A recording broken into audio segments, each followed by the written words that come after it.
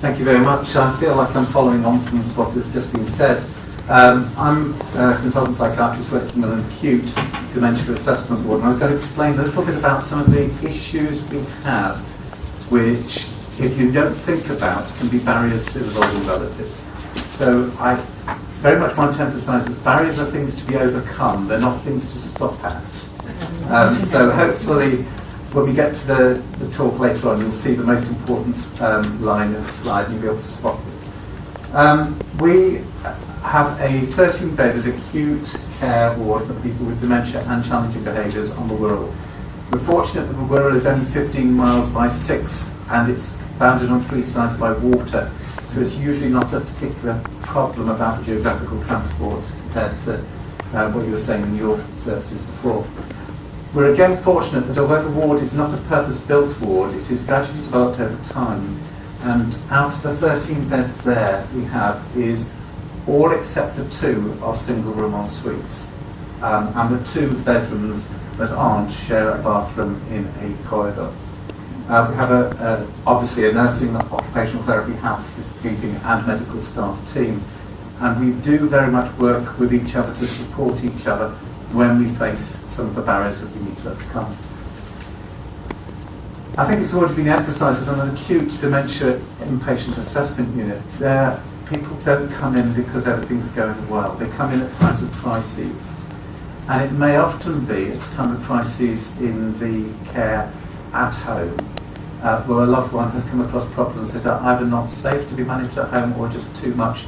They're exhausted by the care. And I'm constantly aware, I also work in the memory service, I'm just constantly aware that there's a gap of support to loved ones and carers before they reach our wards, and that's often what leads to the admissions that we have. Most of our admissions are under the Mental Health Act, most are because it's no longer safe at home.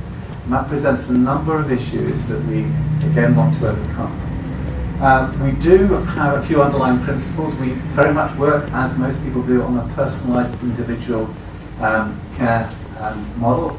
We operate as part of an acute care system, which is where we keep people in the hospital for as short a period of time as possible.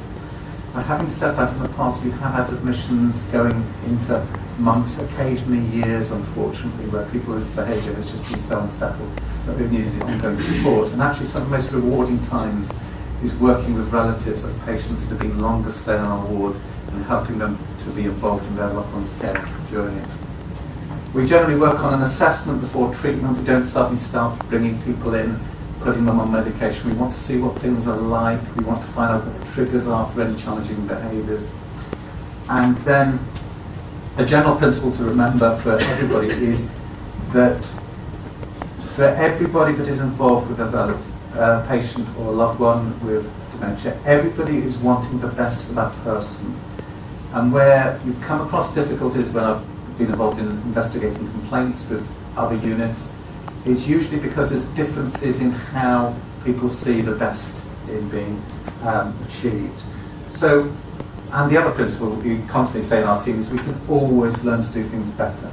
So even things go apparently well, we can learn from that experience, and when things go bad, we want to correct it as well. Knowing the person is probably the first pillar of it. We too have life story work embedded into our process. One of the things that carers get given when somebody comes in is a life story information gathering booklet. We do have some people come with the This Is Me booklet produced by the Alzheimer's Society, but our occupational therapists are very proactive in actually making a very good life story book to go out with the person. Everybody on our ward goes out with a life story book that goes with them. We were fortunate enough to get the first life story award at the National Dementia Awards a few years ago. This also includes sheets asking about people's likes and dislikes, because I've had relatives say to us, the thing that I'm most stressed about seeing a relative in a care home is seeing them eat jam sandwiches, but they never like jam. So unless you understand what a person's likes and dislikes are, which you cannot get necessarily from just talking to them, you can't look after them as a person.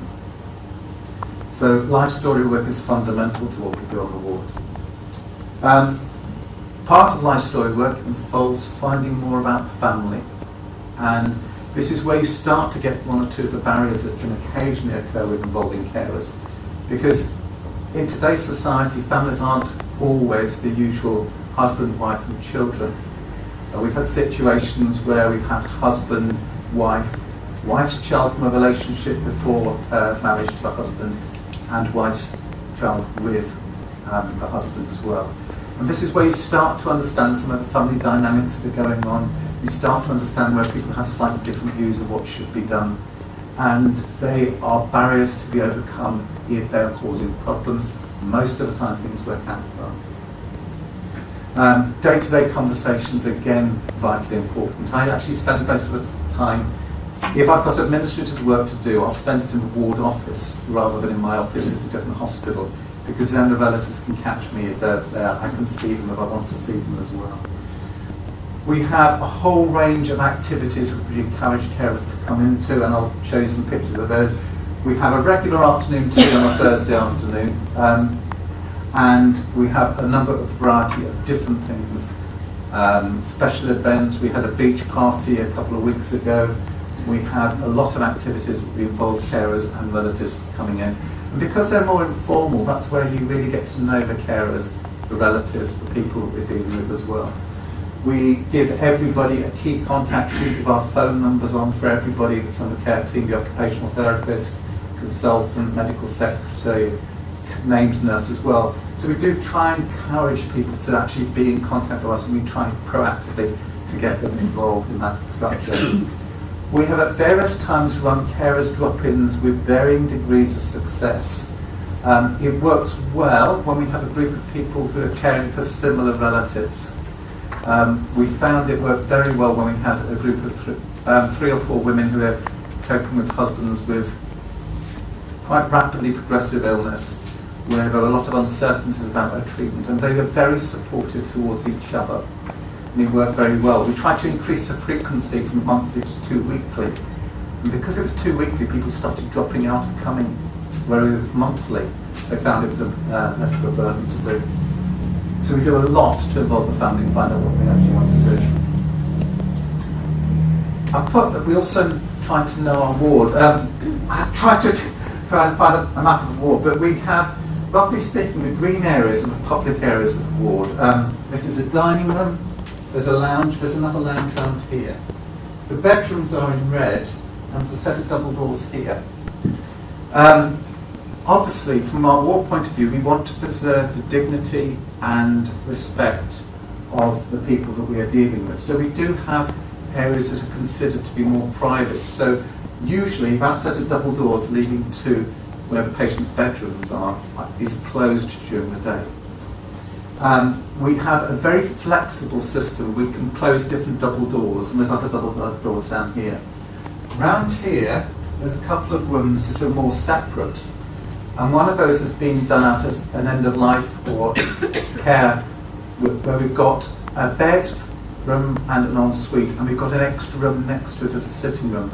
We have used that for end-of-life care in the past, and because it's separated and we can split the way it works, we've been able to be flexible in the way we use the ward, so we can facilitate carers' needs better by using the ward flexibly rather than just saying these are the double doors you don't go past because it's patients' rooms.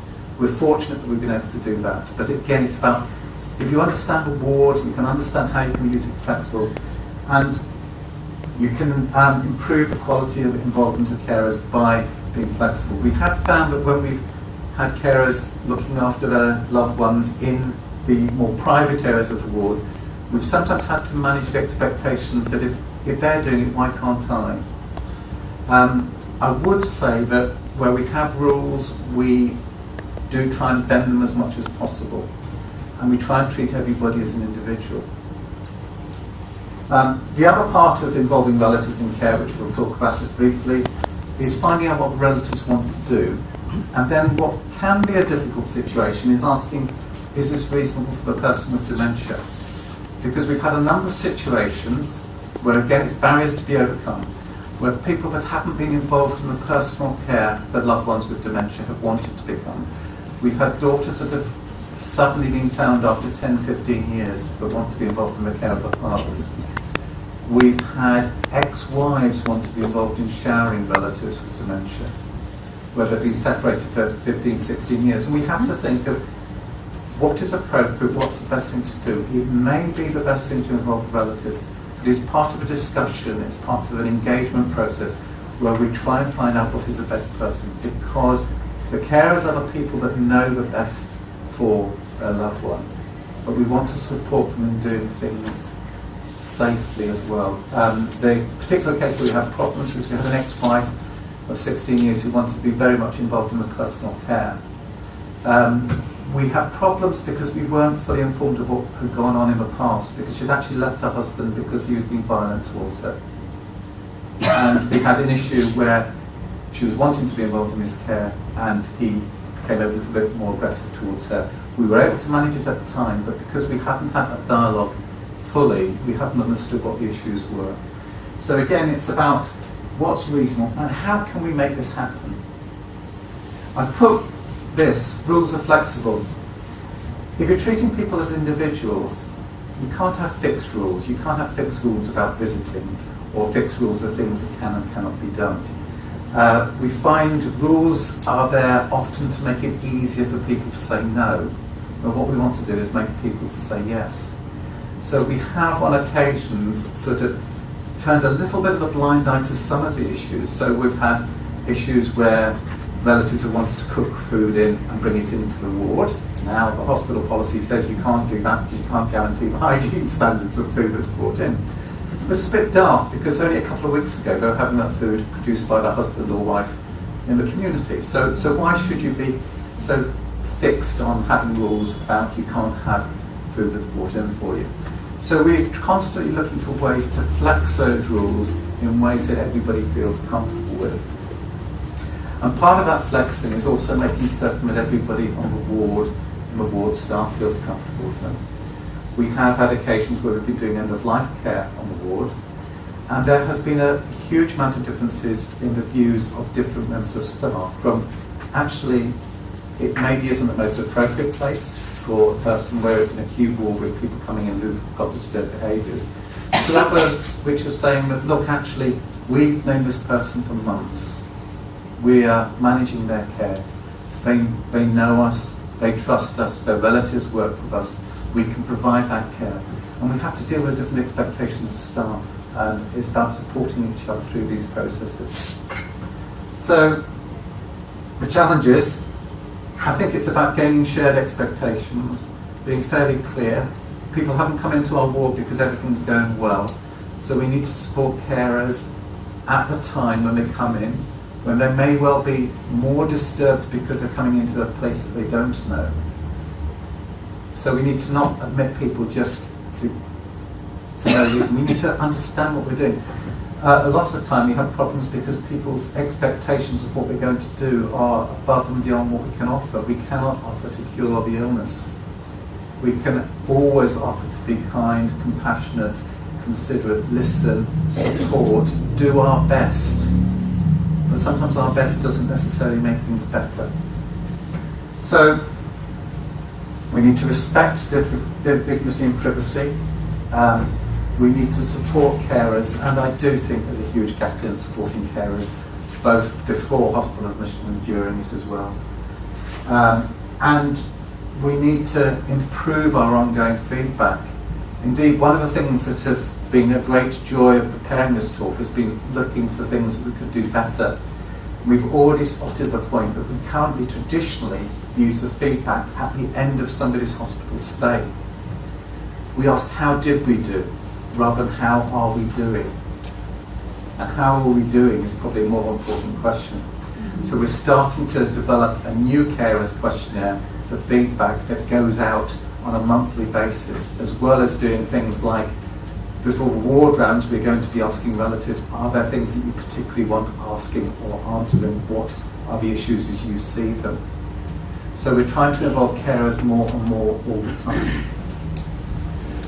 I think we also need to move to a more proactive involvement in relatives in care. So often we wait for relatives to say, can I come and do so and so, rather than what would you like to do? What were you doing for your loved one beforehand?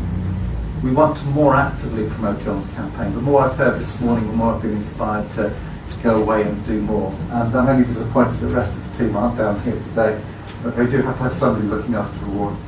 As I said, we're going to move to more formal checking of how we're doing throughout the survey. And indeed, in those questionnaires, we're going to redesign them so that we look and ask questions. Are there things that you want to do for your relative that you haven't been allowed to do? So we can just pick up things that we can do better all the time. And as I said, practically, relatives looking after people with dementia are doing a phenomenal job. The Alzheimer's Society, when they looked at the cost of dementia to the UK, found out it was £26.2 billion a couple of years ago. The vast majority of that cost was for the carers. They worked out it was about £26,000 a year in the form of what they then chose to call the dementia tax, because people provide care for long periods of time. You charged people to provide that care. That's how much it would cost.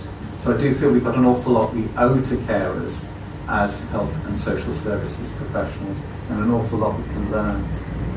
So thank you very much for listening. The final slide is just a few things just to remind me to finish, but these are the sort of things that we involve relatives in. Home safari, we're having animals. There's a picture of me with meerkats. I think it's amazing. It's the only job I can get paid for, playing with meerkats on a regular basis. But we've got the picture there of me because it's easy to get my permission to have a picture. We involve relatives and carers in that. So there's relatives and carers that will go away, having had the experience of animal encounters that they found productive. If relatives have come up with particular things that their loved ones enjoy doing, we've arranged things like cheese tasting groups and things like that for somebody who particularly enjoys cheese. We've had other relatives who said, well, I'm involved in a choir, can I bring them to sing to the ward? Yes. And so we are constantly learning and getting new inspiration from carers, and we just wanted to continue even more. So thank you very much for listening to me today.